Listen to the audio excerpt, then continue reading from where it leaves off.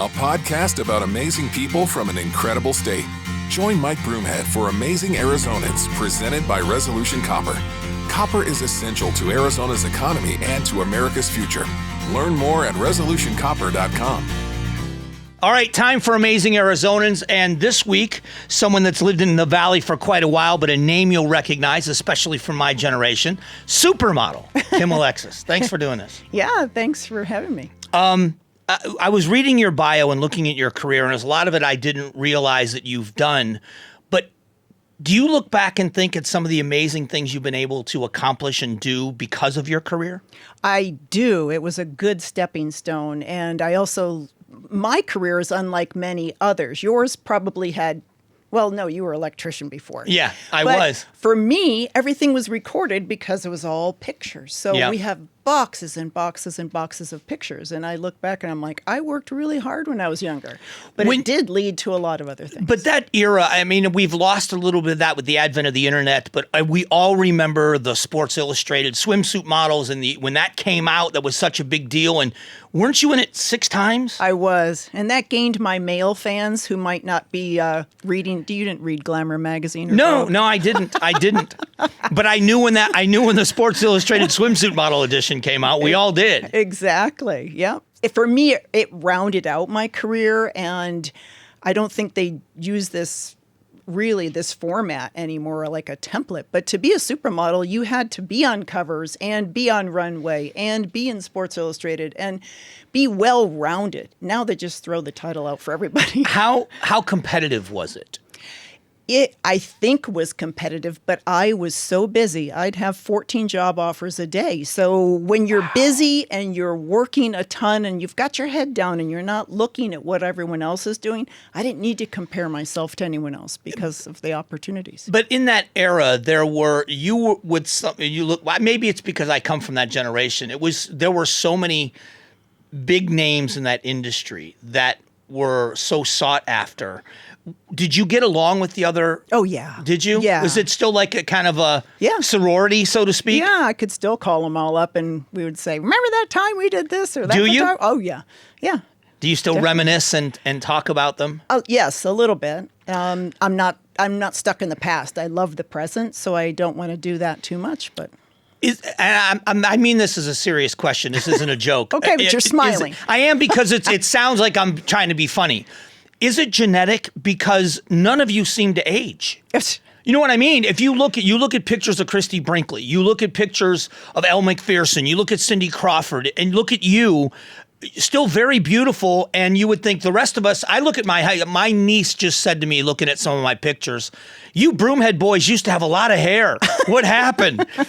So is it genetic? My mom still looks pretty good at 86, so I'm not sure, but I just chose to stay natural. I don't do any fillers, any Botox, nothing. So I actually made that statement the other day. It's getting quite a stir on the internet, so... But you've also taken a direction about being healthy and being intentional with your voice in that area. Yes. Why that direction? I probably believe it's the way I was designed. So when I was in high school, before I got discovered, I thought I wanted to be a pharmacist. So that to me is very cause and effect. You take this happens, right? Well, to me, I expanded that. So you wear this certain thing, or you smell this, or you ingest this is going to happen. And so that's what I started uncovering years ago to try and preserve what I had. I only get one face, one body, and I don't want to be old and achy or laying in bed someday. I want to be out doing stuff. So in order to do that, I might have to give up a certain junk food something, but to me that was fine because I prefer to stay natural and healthy and strong and vibrant. Because a lot of people find themselves in a situation where I've let myself go or I'm not feeling good at all, and it's a change in behavior, but it's not necessarily a change in lifestyle. I think it's even a change in your mindset, how you choose to look at something. Instead of saying, I can't have that donut, I'm like, I don't want that donut because this is what it's going to do to me later. Right. So that's how I think. That's where I start with everything, is what is that going to do for me? Is it good for my career? Is it good for my marriage? Is it good for my health? It's funny. I struggled. My whole life, I was an athlete, and I never really struggled with body image or anything else. And I got diagnosed with severe hypertension, and I had to start taking a lot of medication, and I had to stop working out. And I gained 60 pounds and felt horrible about myself. And it was the first time I ever was able to really legitimately put myself in someone's shoes that looks in the mirror and really dislikes what they see. What that does to you, I guess mentally, emotionally, is difficult. And so I have a different feeling for people now that are going through it. Right. And so when people like you are out there saying making lifestyle choices so you don't get to that place is such a valuable voice. Or let's say you are in that place. There's some of your viewers that are in that place. What can I do? What changes do I need to make? And they can be made. But just so that on that thought about you feeling not good about yourself, our whole business, when we were 18 and beautiful and young and vibrant, we weren't good enough. So we had that message daily, always striving for something more. That's the fashion industry is, you know, honey, you don't look good in those other clothes. You need my designer clothes, and then you're going to be okay with the world. That's how they view things, and they don't want that inclusivity. They want to be very exclusive, and it's my stuff for the highway type thing. And it's interesting because it's weird to look in the mirror and think, that's not what I see when I'm not looking in the mirror. Does that make sense? Like, I see myself the way I was, not the way I am. And then you're looking in the mirror and you think, ooh, that's you know, and wanting to get back to some semblance of being happy with what you see. Right. Did you, the blame that happened to your industry with the kind of with the waif era of modeling, where body image for young girls and bulimia and anorexia was being blamed on an industry. Right. Was there any legitimacy to that blame, or do you blame the industry for sending the wrong message? Yes, and I was one of the icebreakers that changed that. So if you look back at Twiggy was in the 60s, and she was tiny, tiny, tiny, tiny. I don't know what made her that way. I don't know if she was born that way or if she had to do things, but... So when I was discovered in 78, it was still more or less that super thin. So as I was discovered and offered a contract for a year to go to New York, which was unheard of, I had a certain amount of money set, guaranteed per week. And the agent who was competing with Eileen Ford, his name was John Casablancas, and he said, you need to lose 15 pounds. I was swimming 5.5 hours a day. I was the healthiest. I was number one in New York State in butterfly. I was fit. I was strong. I was healthy, and I'm not good enough. So I had to lose weight. So those thoughts in your mind stay there. And you could be that 15 pounds less and still think, something's still wrong. I'm still not there, whatever. So it's terrible because I should have enjoyed that time I would love to be that weight again. Did it feed self-doubt? What I mean by that is when he said you need to lose 15 pounds, did you agree with him? Oh, yes. I was like, yes, sir. So, but I mean, did you agree that you needed to lose 15 pounds, or did you just agree to do it? I agreed that he knew the industry, and for me to succeed in an industry that I didn't even want to be in, because I was going to go to pharmacy school and swim on the swim team. I'm already accepted in college. But I'm like, yeah, I'll give this a try. So if I'm giving it a try, I have to step up to the plate and do what he says, because he's the expert, not me. How were you discovered? So I was in my senior year in high school. I'm taking college calculus. I'm taking trigonometry. I'm in the marching band, the concert band, swim team 5.5 hours a day. And somehow I found time to go to modeling school. And I had to go through modeling school in Buffalo before I could even get into an agency. Is that where you're from? Right outside of Buffalo, okay. Yeah, Rockport. And so I'm in the agency and would show up with wet hair. So I felt like a fish out of water. There were all these girls that had their nails done, and they were all fancy and prepared, and I just kind of show up in jeans and a t-shirt and wet hair, and I'm like, okay, what are you going to teach me? And I got pulled out of class one night, and I thought they were kicking me out. And instead they asked me, do you want to go to New York? And I said, no, I'm going to be a pharmacist. So for me, it took a lot for them to finally take pictures of me and send them to New York. And that's when John came to my school and literally in front of all those girls I felt bad about said, I want you, not them. Wow. So why go to the school if you had no intention of wanting to be a model? What was the motivation to go to the school? I was just trying to make extra money. pocket money so my dad didn't have to pay for everything in college. I was a responsible kid. Wow. You were. We're gonna have to ask your husband some of the stories that calculus and trigonometry and supermodel, Yeah. and there's got to be some flaw. What's the flaw? Look, he's shaking his head. No flaw. Good for him. But when you do this, so you're a young girl. Did you believe? Was it? I guess I have a friend that happened to. She was approached, but her first response was, "Yeah, sure." Well, yeah. Sure, you're an agent, because pretty girls get approached, and that's a thing a guy does is, let me take some pictures of you and I can make you famous. And, Right. Well, some are even talent scouts, and if they get you to a certain point, they get a commission. So they did that to my son. I have 3 sons. They did that to my middle son, Bobby. He comes home. He's like, yeah, they want me to go here. I'm like, give me that phone number. And I'm like, do you know whose mother you're talking to? And Did they're they like, flip? oops. Well, they hung up the phone. They're I'll like, oh. bet. I said, if I want him to go to an agency or a photographer, I can get him to the best people that there are. And he can walk into any agency and I'll walk in there with him. So they knew they didn't have a chance with him. That's hilarious. That's like the telemarketer that calls the wrong house. Yeah. That's incredible. Yeah. So when you look at the totality of things, what are some of the things in your career that you're most proud of? When you look at the accomplishments, whether it's professional in modeling or some of the opportunities it's given you. Right. Well, career-wise, I had over 500 magazine covers, so that was great. I hold records for being on certain magazines, and that was just a great time. The bonuses and benefits are you're in a club, so you can approach any other celebrity. I do a lot of charity celebrity work, and so you're with peers. Yeah. You can talk on the same level, whether it's Hall of Famer people or you know how that is. Oh, yeah. And it's Yeah. just pretty cool to sit in a room and listen to all these stories. I mean, I've got my own, but a lot of times I'm the only model. I'm the only female celebrity at a lot of these golf tournaments, these charity golf tournaments. So it's interesting. Do you ever have fan moments? Do you ever, because you've been in rooms, have you ever been in a room with someone and thought, oh my gosh? Yes. Well, I try. I mean, I saw Muhammad Ali a couple times. Oh. He didn't say much, but he would just do these little tricks and he'd be like, talk to you. Yeah. He doesn't say anything, but Yeah. he would do these little tricks and then he'd have a little glint in his eye. But for me, I remember, I think it was a Academy Awards party or something, and I saw Billy Crystal and I'm like, "Ugh," and then I'm like, oh, stop. And I'm like, I'm so sorry. And I'm looking way down at him, right? Because he's so small.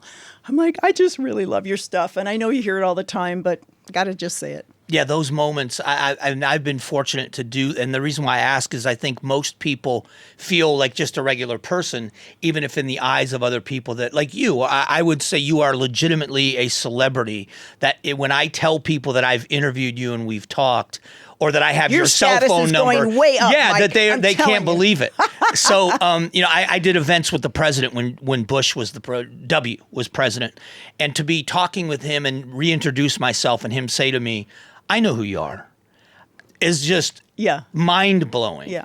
And for my redneck friends growing up, my career was not legitimized until I was friends with Ted Nugent. When I became friends with Ted, now my friends in South Florida, now that's a legitimate career because now I know Ted. But when You've made it big now. Yeah. Do you enjoy being that person, though? Do you enjoy being, because people have got to just fan out when they see you and want pictures or ask questions. Do you like being the celebrity? I do, but I don't have an overabundance of it where I can't go anywhere with, I mean, there are certain celebs that you can't go anywhere. You can't There had to step be out a of time, though. Yeah, in a way, but I think because they don't see you walking off the magazine, I might have my hair in a ponytail. I'm still the tomboy, right? Yeah. So I may have my hair in a ponytail, and I think they're like, a supermodel wouldn't be in a grocery store buying that. So that's not her, right? Even the girl, the girl up front, Yeah. she was like, oh my gosh, what's your last name? Like, oh my gosh, I got goosebumps. And so they don't think that I'm here. Right. They don't, number one, they don't know I'm in Arizona, but they just don't think you're going to be where they are, and you don't look like you stepped off the cover, so it can't be you. Yeah. But once they do, when your name is on something, that you're going to be there, you have to be one of the people that people want to approach and ask questions. Right. And meet and get a picture with. Right. And the photo thing for me is because that was my job. So, yeah. Then you just want to make sure you look good because they'll show it to someone later and be like, who is that again? That doesn't look like her. There's this pressure. So that's There's still a pressure 45 years later. A great question is, are there bad pictures of you? Oh, yes. Yeah. What do you do with them? The iPhone doesn't do very well. Oh, I make him. So Jeff is here, my husband, and I said, nope, that one's not good. Nope. Watch the angles. Really? Yes, there's good light, there's bad light, there's angles, there's things. I mean, most of them are great. I once did a national ad for Maybelline. And this was back in the day where there would be the cart, there would be the assistant, the photographer, right? And they would shoot with the rolls of film, 36 rolls, 36 exposures. He had, I'm counting him on the cart for one national ad that was this close. He took over 30 rolls of film. Oh my gosh. They keep you there and they're like, how many smiles can you possibly have, right? So you get a little irritated. And sometimes they'll be like, just one more roll back in the day before digital cameras. And though you wouldn't give them anything new because you just wanted to get out of there. So you were like, just no new poses. Although sometimes when you would relax, like into a pose or into whatever outfit you were wearing, they're like, that's it, don't move. And I'm like, oh, crud, you know? And how long, did it ever get mundane? What I mean by that is, you ever walk into something and say, here we go again? Yes. Yeah. There were certain, I mean, for the most part, I had great clients, but sometimes it was either I was working so much, so sometimes I could do 3 covers in a day.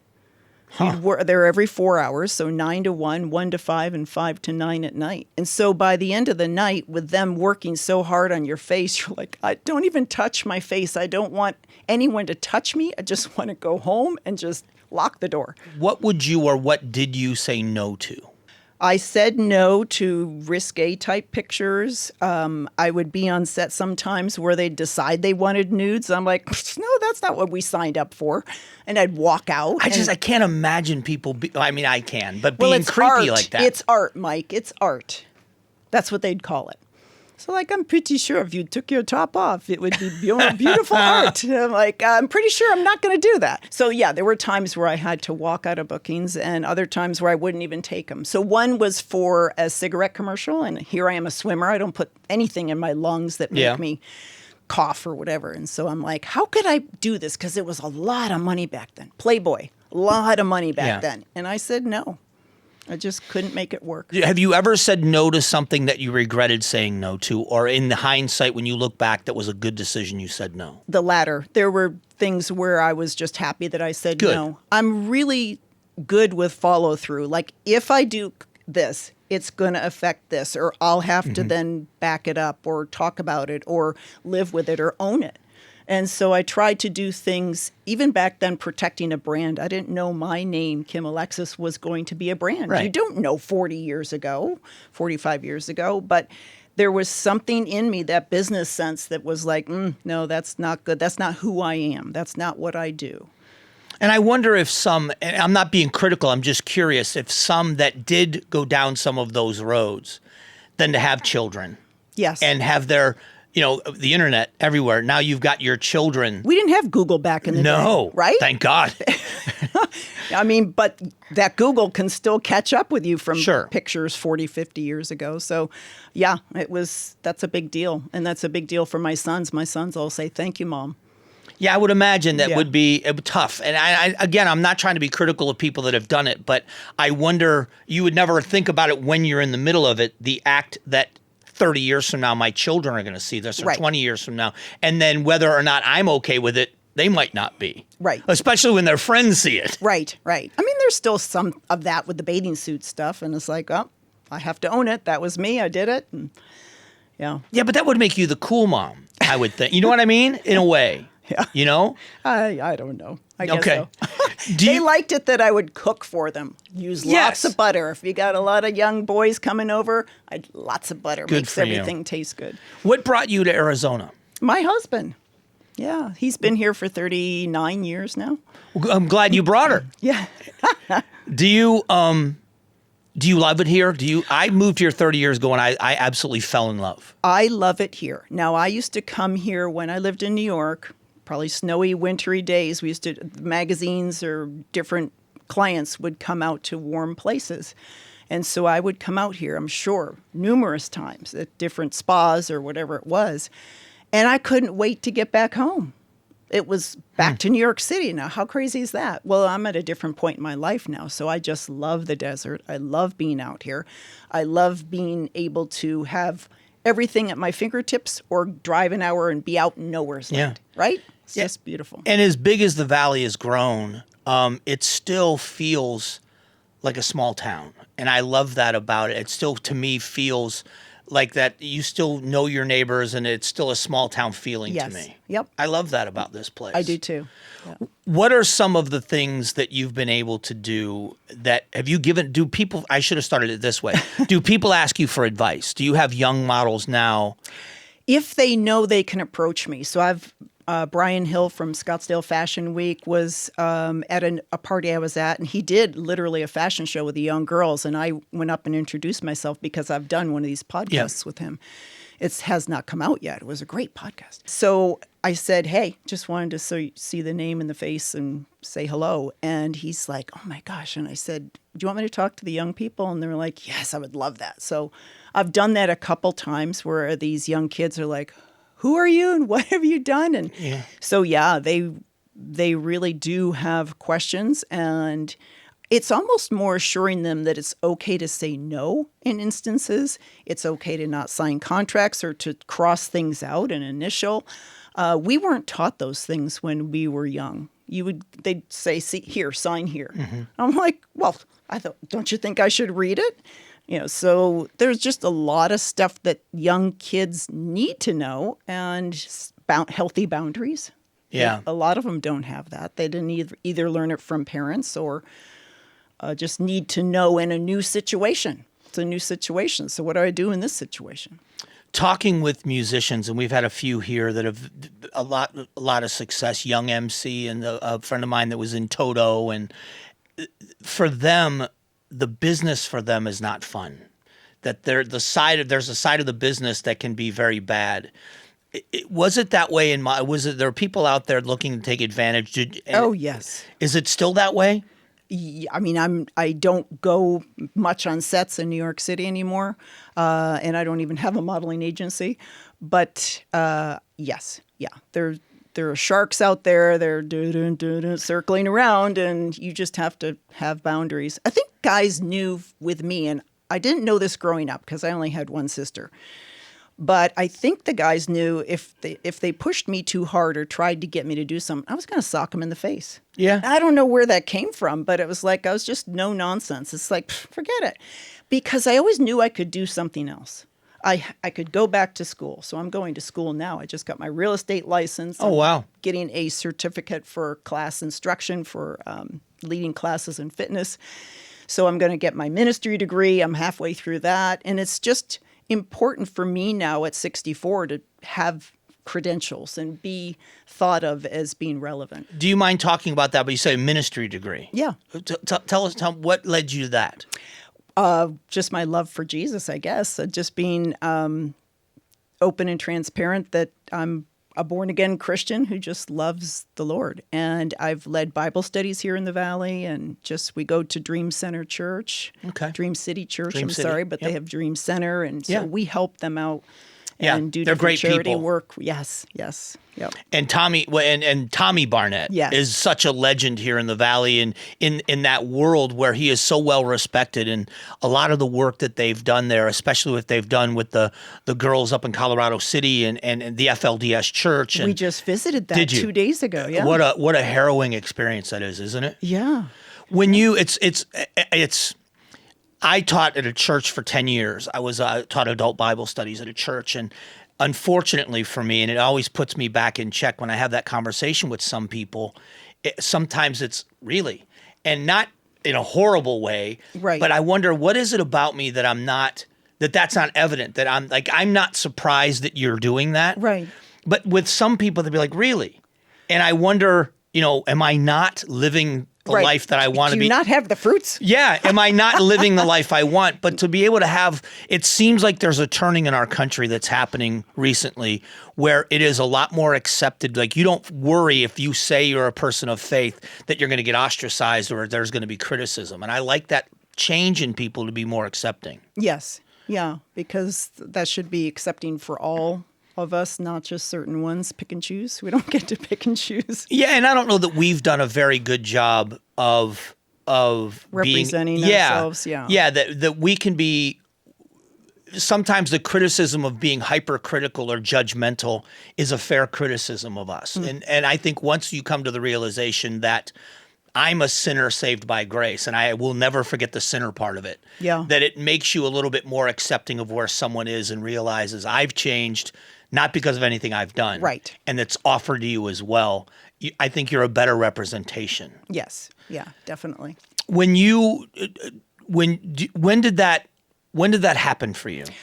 How old were you? I was 30 and 29, 30. I was going through a divorce, had 2 young boys living. So my house was in Florida and I worked in New York City. So I had an apartment in New York City, a 2-bedroom apartment, and I would fly back and forth. So I needed help. And so I had nannies at different points. Well, I needed a new nanny. So I put an ad in the paper in Florida because I thought it'd be easier to get one from Florida. And so when you're doing the interview process and you're calling people in to talk to them, this one girl comes and shows up and she says, "Hi, my name's Ann Brown. God told me I'm going to work for you. My bags are packed and they're in the trunk."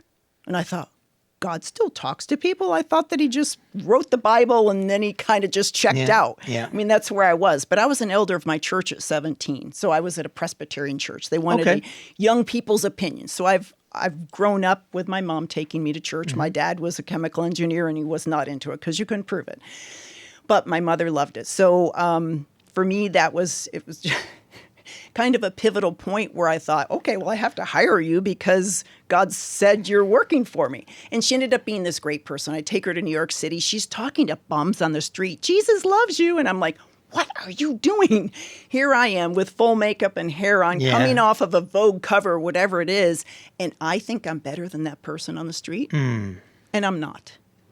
So she brought to me, I'm like, whatever you've got, I have to have it. Wow. Yeah. That's such a great story to hear. And the difference, I was raised Catholic, and the difference between a religion, and again, not a knock on the Catholic Church. And a relationship. Yeah, and a relationship. Yes. And that's the knowledge in your head. In my mind, I would have told you if someone said, "Who is Jesus?" I would have said, "He's the Son of God and he died on the cross for my sins."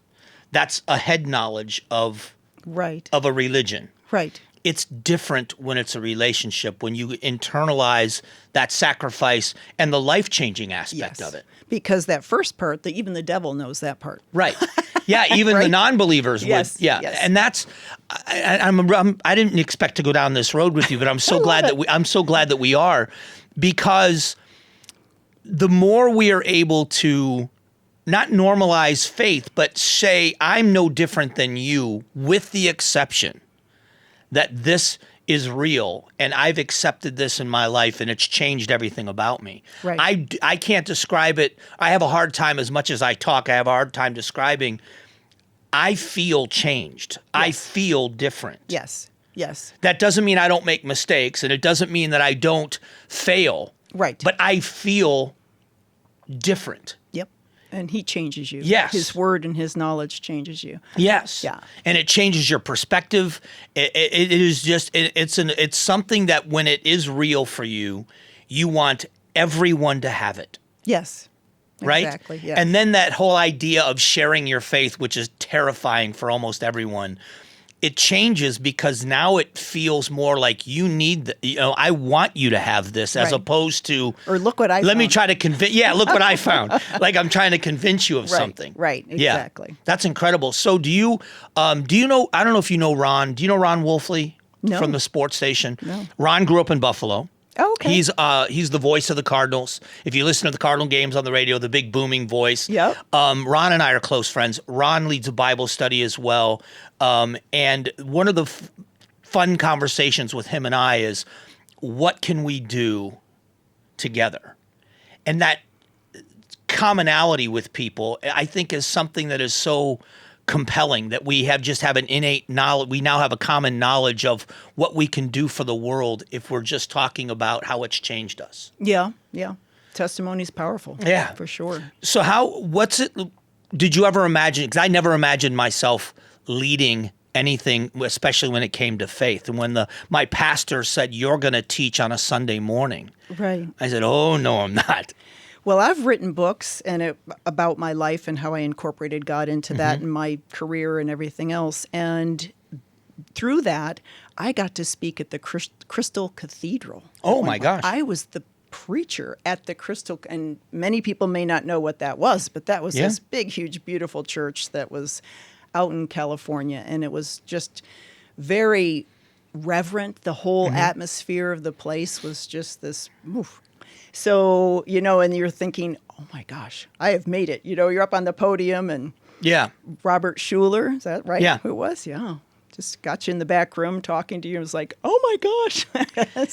And then the sense of responsibility was always terrifying to me, that you're bringing a message. That's amazing that you would say that.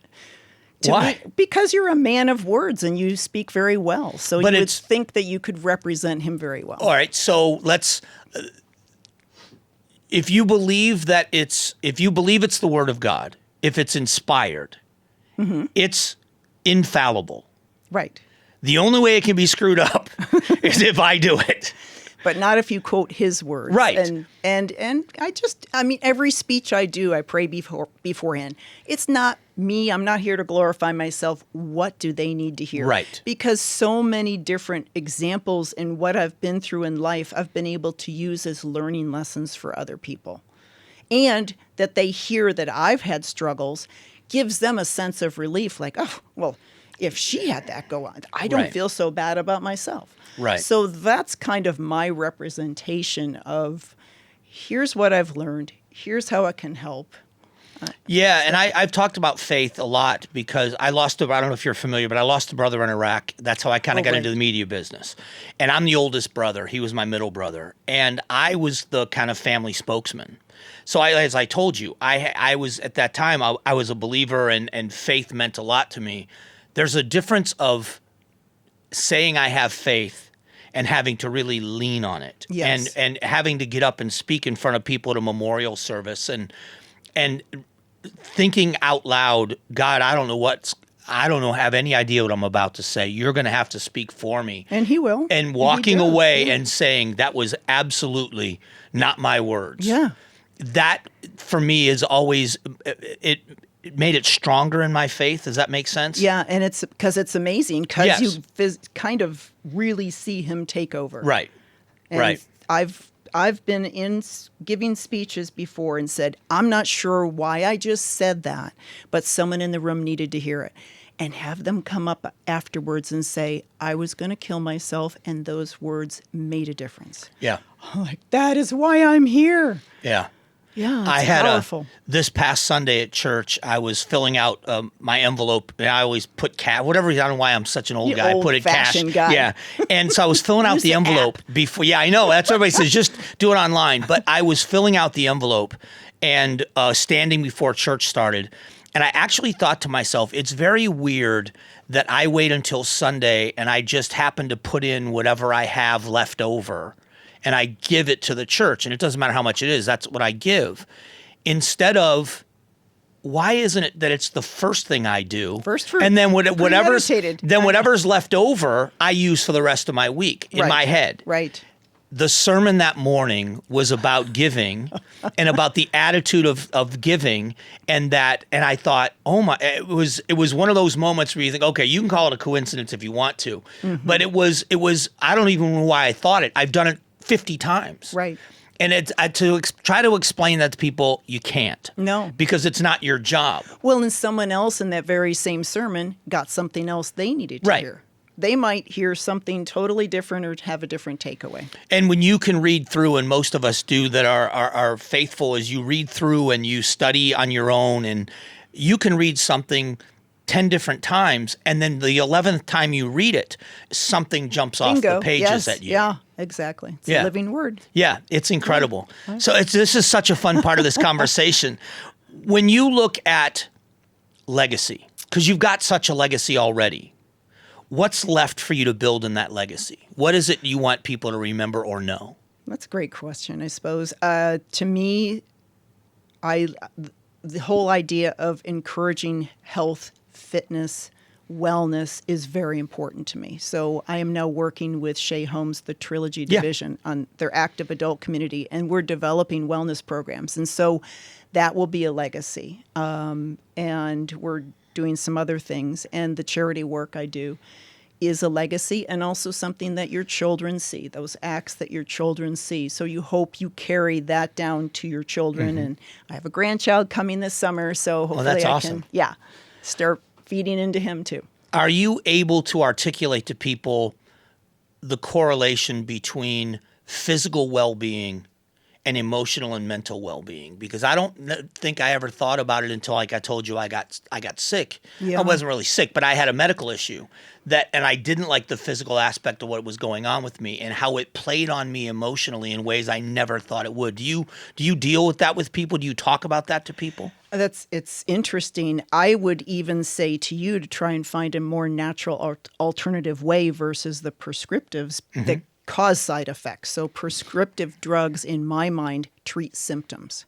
Why did you get that in the first place? What were you doing wrong that led your body off of that main path of balance? And so to me, I don't know if that has an emotional correlation, but an emotional maturity is very important. And I wouldn't have been able to be in my business at the age of 18 if I didn't have emotional maturity. And back to that point, I would imagine you had to be a very strong person, because 18 years old, all of a sudden you're an international celebrity. Everybody's telling you how great you are and how beautiful you are. And then you add to that mix money. The road that you could have gone down had you let it take you down that road has to be scary to look back at. Yes. Yeah. And there were some times where I got off and had to jump back on. But yeah, I mean, literally graduate high school, and within 30 days, no longer under my teacher's rule, my parents' rules. I could do whatever I wanted, living in New York City by myself. And just, what do I do with that? And I remember, since I grew up swimming, the wrestling team would come in and they would run through our sweaty hot bleachers, because we're in Buffalo and it's snow outside, right? But they were trying to drop weight. So they'd wear those garbage bags underneath. I was a wrestler. Okay. Well, what did I do when I first went to New York City? I would run up First Avenue with garbage bags on. Really? Yes, yes. See, and that's so people see the covers. We see the swimsuit we see the swimsuit edition. Well, how do you think you get that? That's what I'm saying. We don't see the work. The idea that you would have to do that is foreign. I don't know if I had to. I kind of just wanted to. Plus, I'd been coached up on a couple weeks before. So now I don't have a coach giving me a program like, this is your warm up. I'm like, I got to figure that out myself. But I was very self-motivated. There was just this whole thing of, if I don't, what's going to happen? If I do, I feel better about myself. And so I would tune in a lot. Does this make me feel good about myself? Do I want to hang out with these people? Do I want to do these lifestyle things, or do I not? So I was always analyzing that stuff. When did you feel as if, or maybe you didn't, when did it feel to you like, I've made it? I think it was, now keep in mind, this was before social media and any feedback. So we worked, as I said. And I remember, so I started in 78. I had a contract with Revlon in, I think, 83. Okay. And that lasted through like 86, 87. And I'd had my first son by then.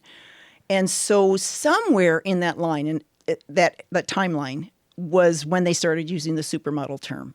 And I remember asking someone on set, because someone said the word, and I'm like, what's a supermodel? And they turned and they said, you are, my darling. And I said, really?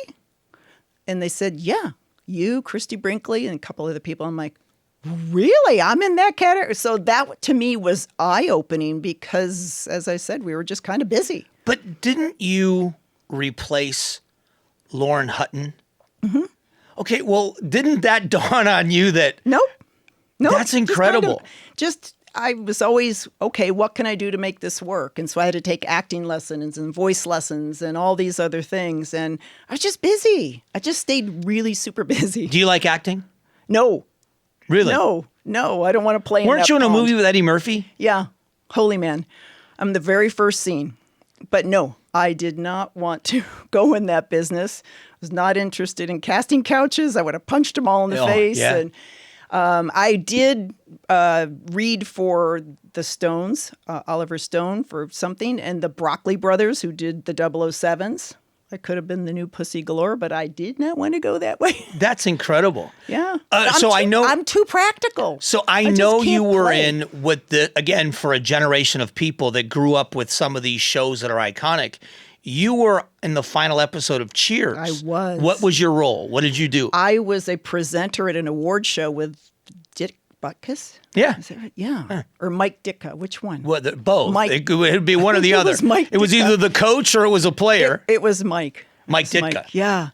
And, but ahead of time, I'm in the back and I'm listening to them and they kept saying, supermodel Kim Alexis, supermodel. And I'm like, oh my gosh, this is like free advertising. Yeah, that was mind blowing to me that I was there. Were you a fan of the show? Yes. I think everyone was. It was such a good show. But you have to kind of like, okay, don't freak out and just do your thing because you freak out and you're going to act like an idiot. I couldn't. I just think, and it's funny, the reason why I asked you is because you seem so grounded. I am grounded. That the idea that, but there had to be a moment where it's like, well, being a presenter, I've been a presenter on ESPN Awards and Dove Awards. but no, it's the idea of you're being asked to be on the final episode of one of the most iconic shows of a generation. There's a reason why. Right. Well, you can freak out on the sidelines, but when you get there to tape, you better just kind of be yourself and you got to like center. You have to let all that other stuff. So you're way too practical. I would be. Oh, you know how it is. I do. I know how it is to do some things. You can do your radio and you've got people all around and you're fine. All right, can I tell you a dumb story? Let me tell you what a fool I am. So I was asked, I got an email to do the Glenn Beck program as the national fill-in host. And I had only been in radio a couple of years. Right. And I thought it was fake. I didn't think it was real. Right. And it turned out to be real. So the first time I was in New York City to do the show, he had a studio in Dallas, and at the time he had a studio half a block from Times Square. When you looked outside of the studio, you were looking at the Lion King, 44th Street in Broadway. Okay. And so I'm in New York doing a national television show. Freaking out a little bit. Yes. And I'm wearing a suit. I have a brand new shirt, my suit. Did you have a hat on, Mike? No, I didn't. That's the other part of it. I was in a suit. I'm walking up 44th Street to the corner of Avenue of the Americas. And I'm thinking to myself out loud, this is the coolest you are ever going to be in your life. Enjoy this. They take me upstairs, 34th floor, check me in. I walk into the men's room. My fly is open. Oh, no. I'm walking around New York City, and I thought it's still the coolest I've ever been. Yeah. But that was the instant I was grounded. Free air conditioning. Yeah, well, it was grounded. Now it's like, okay, you're still the dope you thought you were. And but so those kind of stories, that's my... But it helps keep you grounded in a way. I think it's a way to say you're not that much. People that think they're full of whatever, it's unappealing. Yeah, there are people that give us... Yeah. It's very unattractive. Yeah, don't you know who I am kind of an attitude. I would never. So I'm not going to ask you to name names unless you want to. It would be fun if you name names. What about some of the interactions you've had with that? I mean, you can ask my husband. If there's a line for dinner and they're like, he says, I'm going to go to the front and tell him that you're here. And I'm like, oh, no, you're not doing that. We're waiting. Just sit down on the bench. And so, yeah. But you've had to have interactions with celebrities that want you to know they know who they are and they're willing to tell everybody. I just arrogance. I let them do it. Do you? Go. Well, what are you going to do? Have you ever had anybody be arrogant to you? Yeah. Oh, yeah. Yep. One guy right here in Phoenix. Really? Yeah. You put him in their place? Baseball player. Really? Mm-hmm. You want to tell us who? Brett. Something. That's it. Okay. All right. Yeah. Okay. Yeah. Some of them, even a couple coaches, they're like, they don't know who you are. And I'm like, okay. Yeah. I grew up in an area with a lot of superstar athletes.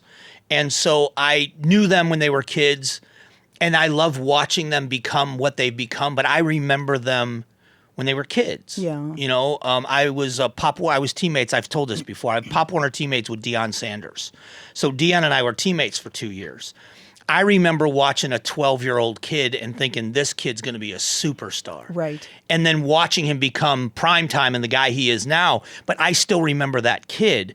And anytime I was ever around him, he was such a good guy. Yeah. And I don't know how he's maintained that in the eyes of most people, but it's nice to see good things happen to good people. Yeah. It's also good when you're on the other side, like probably for Deion. Like for me, when I'd go home for reunions, high school reunions, and they're like, this is the same way you were when you were 16 or 18. And I'm like, oh, because they know you and they appreciate you and they love you before you were a name. Happy for your success. Right? Yes. Yeah. Yeah. That's what's really neat, because it lets you get a glimpse of who you were before the whole stardom thing happened. I shocked everybody because You went home for a reunion? When I go home and see all my friends all the time. But when they see me on television, they think it's the dumbest thing they've ever seen, because we were just a working class. I was an electrician, happy to be an electrician, aspired to be a business owner, never expected anything but that kind of a life, and loved it. Right. And that's all I'll ever be. So when my friends see me on television, they laugh hysterically because it's like, man, people should see what a dope you really are. And I like that. I love that, you know. Yeah, just you're being not a dope. Well, yeah, I am. Yeah. Oh, yeah. You don't know me well enough to. But I want to. There are a couple of things I want to know before we wrap up. As far as the future, you're doing so many different things. You ever just want to relax and say, "Okay, I've done enough. It's time to just relax," or do you think you're always going to be that looking R for word, that retire word? Mm-hmm. No, I'm not a retire person. I love being relevant.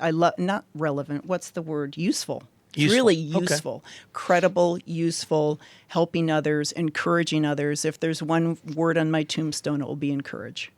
That's what I want to be. See, that's good stuff. So even if I did retire, I would, you feed into other people's lives. That's what it's all about. Caring and learning and listening and sharing.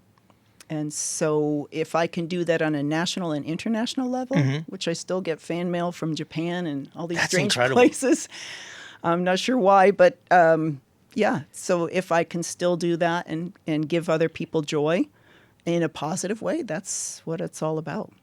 Who do you get asked about the most?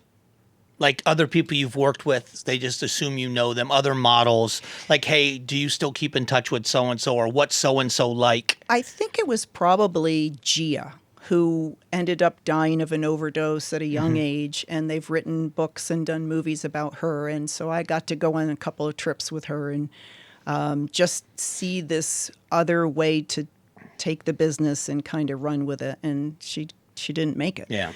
So people probably, because she had these movies done about her, that's probably the most. Did you ever work with her? Yes, I did. Does it ever get bothersome? No, not really. I mean, it's just, it comes with the territory. Just the reason why I'm looking at it a fan's perspective, seeing you all those years as the supermodel. Now, again, it was not Glamour magazine for us. It was the Sports Illustrated stuff and the other models. Talking about all the guys. All the guys. I mean, the guy stuff, when they would see you and they'd see you with the other girls in the magazine, from a fan's perspective, I want to know about that. You know, I want to know what's Kathy Ireland really like. I want, those are the questions. Sweet. Yeah. Is she really as nice as she comes across? Yes. And she's born again too. Yeah, I know that. Yeah. I know that about her. I've read that about her. But those are the questions because we all want to see behind the curtain. Right. We all want to. Lots of those stories. Yeah. That's a whole other hour, Mike. Is it? Yeah. Well, I don't know. This is not turned off. We can. So then I'll finish with this. When you think back to those days, do you still have fond memories of that camaraderie and of, let's say, Sports Illustrated specifically, being a part of something so iconic that's kind of lost on this generation with Instagram and everything else? There isn't that iconic, maybe there is, but it's not that, of the achievement of we did something. It may never be replicated again. Right. I'll kind of veer off on that. So because of how the business has gone in social media, back when I was working and when I would do covers and when I would do national ads, we had experts in every field. You had your hairdresser, your makeup artist, your stylist, your photographer, of course, and your editors. And everyone stayed in their own place and they were the top at what they did. Now, you not only have to take your own, I have to write my own scripts, I have to produce my own videos, I've got to edit things, I've got to light it myself. It's a whole different world. And common is more common. It seems everyone can do radio and podcasts. Yeah. And I'm sure you've been on podcasts and you've been interviewed and you're like, oh my gosh, they're terrible. I mean, a lot of them are really bad. You're not. But a lot of them are really bad. And it's like, you have no clue what you're doing. Right. You're in over your head. So that professionalism has gone. And I even think with the modeling, it's because they don't ask so much. There's not this professionalism. Back then, if I was working and someone did my hair and they dressed me, I would stand in a corner and I would not sit down because I would be wrinkling. Right. And I wouldn't move my head because my long hair would have messed up and then they would have had to do it again. That was just part of being professional. These young girls, oh my gosh, you dress them and they go over and they start eating. Yeah. It's like, okay, you just screwed up the lipstick and you just dropped something on yourself. Yeah. And that's my vent of the day. But the mixed bag with that, there's, the kind of the double-edged sword is there's access to everything. Yes. So in the past where you could have a persona. Right. Which was great. This is who I am for the cameras. But you could keep your private life private. You can't do that anymore. Right. But at the same time, the good part about that is for someone is if you have something to say and it's worthwhile. Right. You don't need to go through 18 different people to get it said. True. I have a friend here. I don't know if you know. Do you know Chance Cosby? Do you happen to know him? No. He's with the Thunderbirds. They put on the tournament, the Open. Oh, okay. But his son talked him into. He's a great cook, and his father was a great cook, and so his son talked him into start making cooking videos for social media. Mm-hmm. He's got over 1 million followers. Wow. My brother in Florida said to me one day, there's this guy in Arizona. I said, I know him. He's a friend of mine. He goes by 3 Pieces of Pecan as his handle on social media because that's what his father smoked meat with was 3 pieces of pecan. Okay. And he's got over 1 million. Now, this is a very accomplished business guy. He heads up the Thunderbirds and puts on the biggest golf tournament in the world. And he's got over 1 million followers for his cooking videos. I think that's the coolest thing. Yeah. Now, he's uniquely talented. He's so good at what he does. But imagine somebody standing in their kitchen. All of a sudden, they've got 1.5 million people watching them do whatever it is they do. I like that aspect of it. But you're sacrificing the other side of there's no such thing as privacy or anonymity. Right. Or sometimes professionalism and quality. Oh, yeah, that's the other part. Because that's the train wreck. One of the things I do that I am so guilty of, and Patricia will attest to this, is we send each other the most ridiculous things we see online. Oh. And there are many times it's I can't believe they filmed it, and B, I can't believe they shared it. And that they're not embarrassed. Yeah. Right. There's no shame. Yeah. Is that more TikTok? I can't even go and look on TikTok. Yeah, I don't look. I have a TikTok account, but I don't. But can you smell the intent behind people? Sure. If you do it for the right reasons, like for me, I care. I'm trying to show you something or a glimpse of who I am. Mm-hmm. I love doing my own cooking videos, and I'll just try something. Sometimes I'll be like, never did this before. You're in it with me. We're going to do it together. Right. See what happens. I'm one of those that throw it all together, right? Written books on that. And so that is just kind of cool. So people that do it for look at me, that's you can smell that intent. Or the ones that are just fake. Doing it to be influencers. Yeah. The fake ones. I just want to be like Yeah. a millionaire. And Yeah. that's not why Yeah. these poor young kids, that's what they don't want to go to college. They don't want to learn a craft. They just Right. want to be influencers. And I'm like, you should have something to fall back on. Yeah, and usually in the past, when I've spoken to young people, I've told them that wealth usually follows excellence. That if you're chasing money, you're going to make bad decisions. But if you're chasing greatness at something, like as an electrician, if you're the best electrician in Arizona, Right.